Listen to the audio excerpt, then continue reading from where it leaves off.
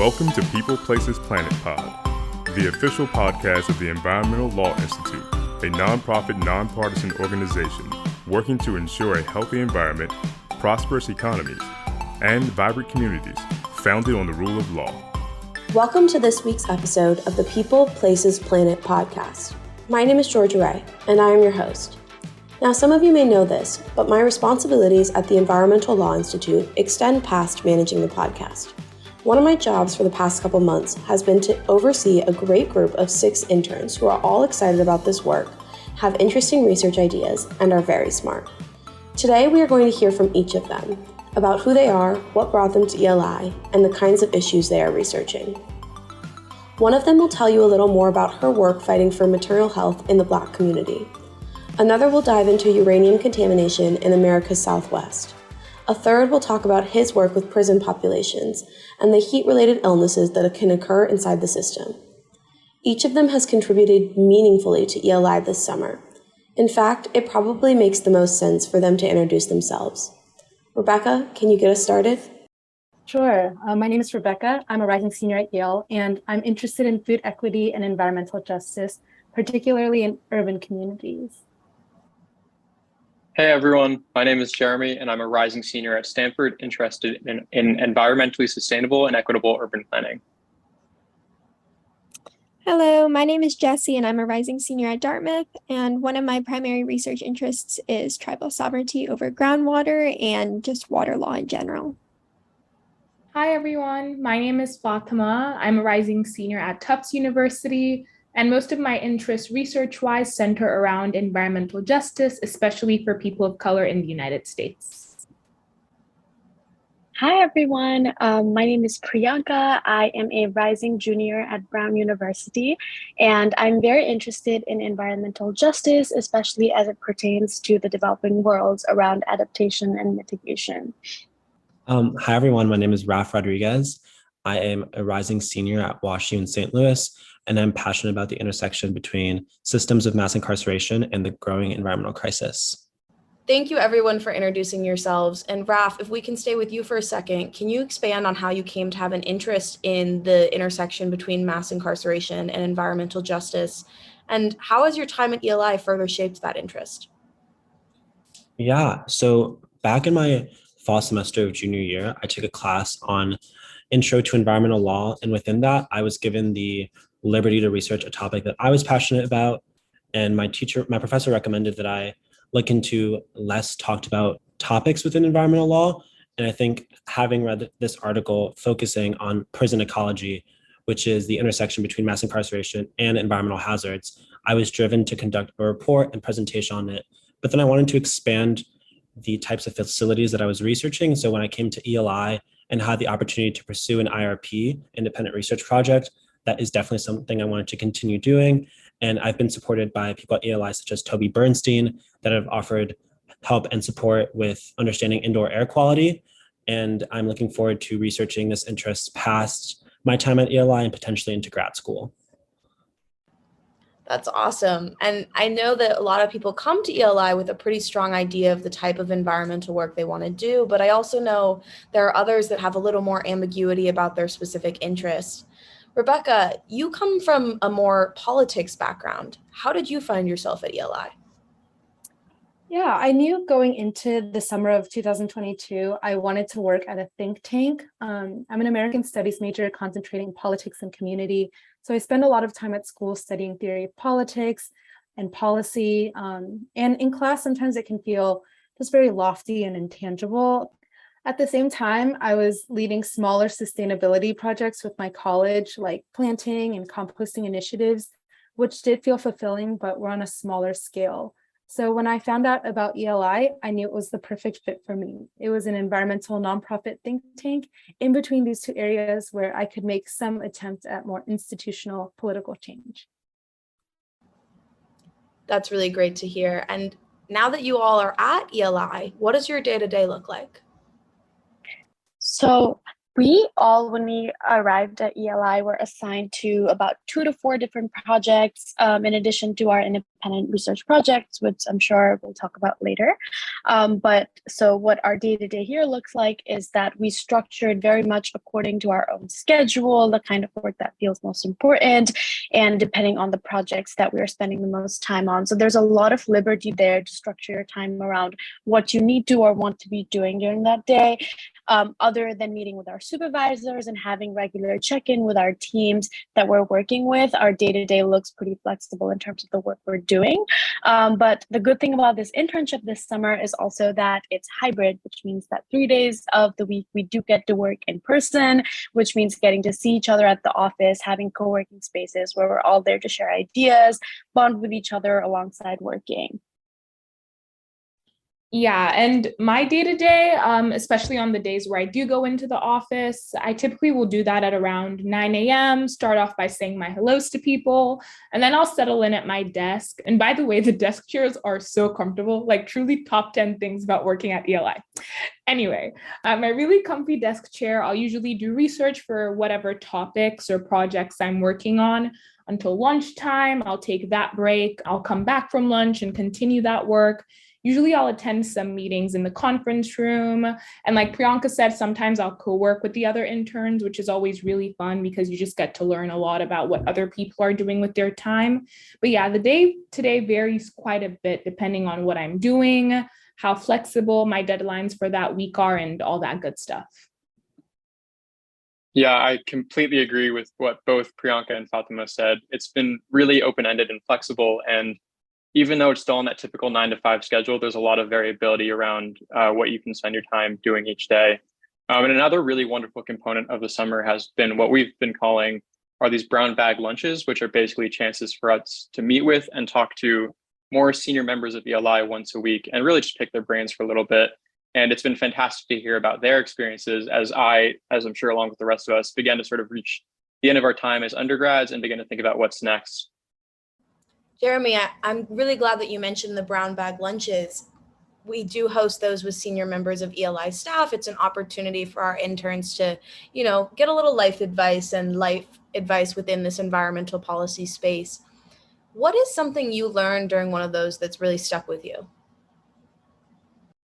Yeah, I think building off of my answer to the previous question a little bit, I think what's probably stuck with me the most is just hearing everyone's thought processes behind sort of how they made their decisions throughout their careers and what led them to ELI. Everyone who works here has had such different backgrounds and experiences, and learning more about what's gone into that decision-making has been really interesting and impactful. So for example, earlier this summer, we met with the president of ELI, Jordan Diamond. And honestly, first off, I don't know where else the summer interns and law clerks get a chance to meet with and actually talk to the president of the place they're interning at. But anyway, she talked a lot about how she got to where she is now and discussed a lot of her previous roles and also what kind of work she actually misses or is doing more of or less of in her current role. And so hearing how she and others made those sorts of decisions about things like continuing to work on the ground, more so with impact communities directly versus a more distant but still important role, a little more removed from the action, at a desk at a place like ELI, those are some of my bigger takeaways. You guys have been very thrown in the action of it all. You've not been removed. So now that we've talked about the structure of the internship a little bit and how you guys got here, I want to transition to talking about the projects you've been working on. What have you been doing this summer? Yeah, so this summer, as already mentioned, we were staffed to a variety of different topics. These topics are from a wide depth and breadth of environmental issues. Specifically, I've been working on the Inter-American Project. And within this project, I've been introduced to a variety of constitutional amendments within Latin America that are granting legal personhood onto natural entities and processes. And with this and the other projects, such as the main Aquaculture project and the Algae project that works with local governments, I'm able to get a deeper understanding of environmental law, but I'm also able to work with a variety of professionals working on different things and tackling different issues, and all combined with different perspectives. And so I think my time at ELI has definitely been really holistic. Yeah, and just adding on to what Raf said, my projects are also really different. So one is focused on recirculating land-based aquaculture, and the other one that I'm on deals with 2 tribal state consultation laws in California. And the lead for both of these projects actually happens to be Cynthia Harris. Yeah, and Jesse, if we can stick with you for a second, can you tell me a little more about what exactly you do as part of that tribal state consultation project? Absolutely, Georgia. One really great thing about interning at ELI is that I'm working with other interns on both of my projects. For the Tribal State Consultation Project, one deliverable that I've been working on with Fatima is on a write-up on the nexus between humans, the environment, and natural and cultural resources as they relate to tribal health and wellness. Meanwhile, Priyanka and I have had the opportunity to take notes during interviews with state experts, tribal representatives, and others who are knowledgeable about the two consultation laws that this project has been focusing on. Thank you. And you mentioned your other project is the main aquaculture project. So this is a question that can be actually for both Jesse and Priyanka, because you both work on that project. But can you talk a little more about your work there? Yes, definitely. This is a very fascinating project because although aquaculture is currently a very vitally growing means to meet the world's protein needs, I didn't, and I think I speak for the other interns working on the project as well, we didn't really know a lot about how aquaculture works and, what are the issues in that particular field when we came into the project.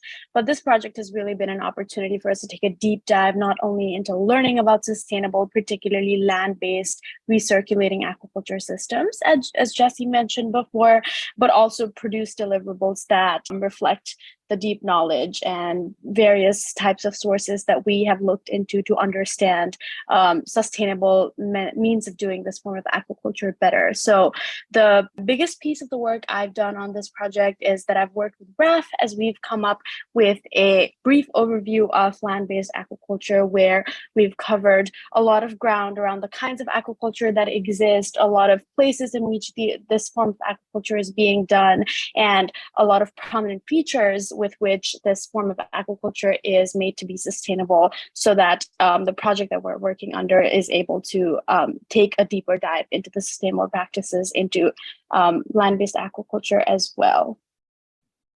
And just adding on to that, for another deliverable, Becca and I actually wrote about various third-party certifications and compared what each requires in terms of sustainability. And then we joined Priyanka and Raf at looking at some of the facilities that do land-based aquaculture to determine which ones are best in terms of sustainability. Thank you both. So Fatima, switching over to you for a second, how do you contribute to the tribal consultation project that Jesse was talking about a little earlier? And, if you want to talk about any other projects you're working on as well. So because I'm really passionate about the intersections between healthcare and the environment, that's been most of my work on the Tribal Health Project. So right now I'm doing a lot of research and writing there about the connections between tribal culture, health, and environment. So very, very intersectional lens there. I'm also looking through climate case databases right now to understand what types of environmental cases are being litigated in state courts and also some federal courts. And I think lastly, I'm working on the LGene project, which is basically a project that aims to talk about how exactly local governments can comply to federal regulations. And for that specifically, I'm actually working on a piece that talks about climate inequity and heat stroke in outdoor workers. And it's kind of aiming to give recommendations to local governments about ways to kind of mitigate those risks. And that's actually a great transition, talking about environmental health, because that's a core theme of your independent research project as well. I know we've mentioned it a couple times, but for our listeners that may not know, each intern conducts an independent research project during their time at ELI on a topic of their choosing, which culminates in a 10-minute presentation to ELI staff. Fatima, can you tell us a little more about your topic and how you chose it? Oh my gosh, yes. I'm really, really excited to talk about this. So my project is called Breathing, Birthing, and Blackness. And that's kind of like the shorthand name because I'm just a big, big fan of alliteration. But if we add on to that, it's basically an examination of the intersections between environmental racism and industrial air pollution on Black birthing outcomes. So the reason that I chose that project was kind of just because, again, if you haven't already been able to tell because I've talked about it so much, I'm just really, really passionate about the ways specifically that environmental racism can affect people of color and specifically Black people in the United States. And so in many ways, I've been doing research in this field for a really long time, especially in college. So I think when I knew that I had the opportunity to explore something that I was interested in, I really wanted to dive deep into this topic and kind of understand the ways that environment can really affect Black lives, and specifically Black birthing lives, not just in the short term, but in the long term. Thank you for that explanation. It's definitely a really interesting project. Rebecca, what about you? How did you pick your topic? Yeah, so for my independent research project, I'm looking into community mechanisms to reduce green gentrification. And in particular, I'm looking at the multi-billion-dollar sustainable development project along the Anacostia River in DC. A few semesters ago, I took a class about urban development in America, and we looked at suburban sprawl, transportation infrastructure, and redlining in connection with gentrification. But I wanted to take this opportunity to look more closely at how sustainable development, which is something that's usually touted as positive, influences low-income and minority communities on the ground. Rebecca, thank you as well for sharing. That does sound like a super great topic as well. And Jesse and Raf, all of these are very interesting projects, and I want to turn to you guys next. Once you have your topic picked, I know there are different approaches to researching. It's really all up to you guys. How have you gone about it? So for my independent research project, I'm looking at how uranium mining impacts groundwater on Indigenous land and what kinds of tribal sovereignty laws and regulations exist to protect groundwater rights. So a huge part of my research process was just spent learning what questions I should be asking. I initially began by speaking with a handful of senior level members of the ELI community, and then one of them pointed me in the direction of attending a mining reform public hearing session. And from that, I contacted some people that engage with uranium permitting in the southwestern US because it differs so greatly from state to state. And now, finally, I'm supplementing this with more primary research with doing some online literature review. Yeah, as for me, so the title of my presentation is Behind Bars, the Carceral Environmental Crisis in the United States. And so with this, I'm understanding how incarcerated folks, disproportionately Black and Brown people, are the most vulnerable of the most vulnerable populations, essentially a forgotten subgroup that is often left without the tools to advocate for themselves. And so at first, I shifted towards understanding and researching legal cases across the country that have tackled this issue, yet soon found out that these cases lacked a lot of the narratives and firsthand accounts of those personally impacted. And so since then, I'm solely looking into the storytelling component and hearing from firsthand accounts in which people themselves were impacted / experienced environmental health issues as a result of their time spent at these facilities. That's really cool to hear how you guys have approached this in, such different ways, but you're both going to have really valuable products come out of it. So thank you for sharing. And Jeremy and Priyanka, I want to go to you guys too, since you haven't had a chance to talk about your independent projects. Can you tell us what your projects are and maybe one challenge you've had to overcome during the research process? So my project is focused on how the local government and nonprofit sector can work together to best combat food apartheid in DC. And I think probably the biggest challenge I had to overcome was honestly getting to that exact topic. I originally was thinking more broadly about food insecurity and inequality in DC, but as I talked to more people, my project kept getting tweaked or changed slightly to build in this new person's information. And that led to more tweaks and more changes. And then followed that was more research and more questions to sort of better reflect the existing landscape in DC. So I think that initial maneuvering around and working to find the niche that my research question could answer and my presentation would answer was one of the biggest hurdles I faced throughout the research process. And it also highlighted to me the importance of both doing the research, but also getting out and talking to people in the space. I am doing a research project that is focused on an international climate policy, which is called the REDD+ program, which aims to give countries carbon credits for protecting and preserving their forests. So these credits can come from companies, that can come from governments, etc. And I first heard about this particular project when I was doing a research about this concept called environmentalism of the poor, especially in my home country, Nepal, where despite a project threatening to destroy millions of trees, the only thing that was being talked about was the money that will be lost, that will be coming in from foreign governments for these forests, but nothing about the rights of the indigenous people that would be displaced by the forest project. So I'm really looking looking into, and my topic is titled Forests, False Solutions, and Justice Through Customary Rights, Reimagining International Environmental Governance. So as Jeremy said, I also had a huge challenge in steering my topic with more of the research and more of the interviews that I was conducting, where I was first trying to look at how this project can encompass Indigenous people and encompass customary rights that are given to Indigenous people for their land, even in very contested national spaces. But my project transitioned later into becoming one that moreover explores the kind of problematics that are given rise to when international spheres of environmental governance are tried to be imposed upon local communities without proper consultation processes, and how this way of evaluating forests for their carbon credits devaluates and violates the sort of connections that Indigenous people have had with their forests. So it's really looking into the case study of Nepal and some of the ways in which forest projects have been conducted there, which is actually something that I have always been very passionate about. International environmental governance in South Asia is a space that I'm hoping to do a lot of work on in my future, and really having the opportunity to be connected to ELI's resources and understand the legal sphere under which international governance takes place has been very, very incredible for me to also understand the kinds of works and avenues to be working in this sphere exists for me.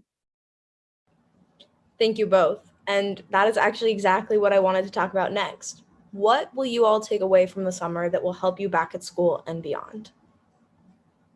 I think for me, I am definitely going to explore topics that I never thought I would look into before. Jesse and Priyanka talked about the main aquaculture project, which I'm also working on with Jesse. That's something that I never knew much about, but something I found really fascinating. I've also had the opportunity to look very much in depth at the Clean Water Act. So one of the most remarkable things I'm bringing back with me is that I'm going to take an environmental science class, something I never thought I would say just a few months ago. This internship has really piqued my interest in not just the policy side of things, but also the science side of things as well, something that I've always written off as just not for me. And over the course of this internship, I realized that I have more varied interests than even I knew.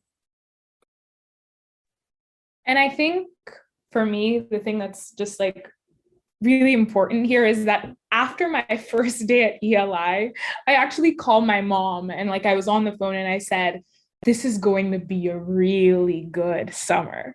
And the reason that I made that call in the first place was because I was just immediately amazed by how much people seemed to care here. They cared about my interests, my ambition, and my stories. Especially, I think, as a Black woman interested in a field that often feels like it's directly related to my survival. I think the greatest thing that ELI has given me is just that ability to know that I have such a vast network of people to pull on, people that care about the same things that I care about, people that even when they don't care about the same things that I care about are send me that email, give me that call. And I know that they mean it. And I think going back to school, that's the biggest thing that I'm going to take away from this, is just knowing that there's just such a huge network of people here that are kind of egging me on and cheering me on and believing in my ambition and believing in the things that I hopefully want to see in this world. I think that's just something that I appreciate so much. And that's why I know that the same way that I called my mom on the first day, I was like, this is going to be a really good summer. On the last day, I'm going to make that same call and be like, I was right. Because that's the biggest thing that ELI has given me for sure. I completely agree with what Becca and Fatima said, and sort of expanding on that. For me personally, environmental law has been a field I've always hoped to potentially one day go into.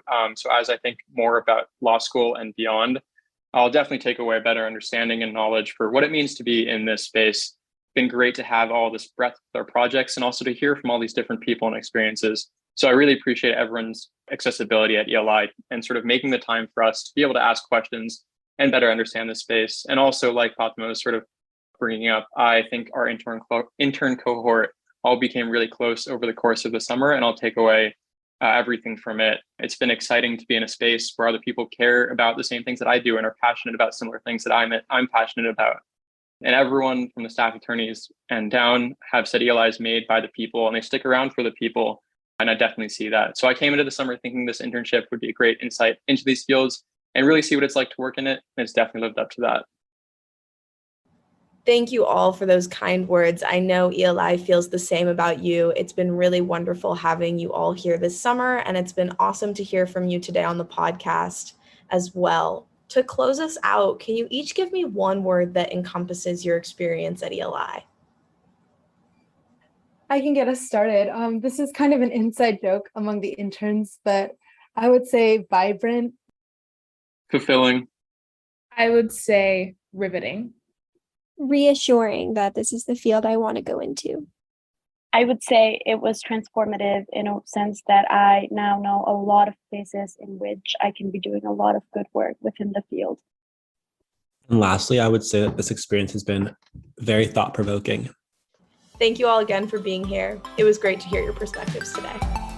Thank you for tuning in to People, Places, Planet Pod, brought to you by the Environmental Law Institute. We would like to hear from you, so please send us your questions, comments, and ideas to podcast@eli.org. And if you're interested in learning more about our work, attending one of our events, reading our publications, or becoming a member, please visit our website at www.eli.org.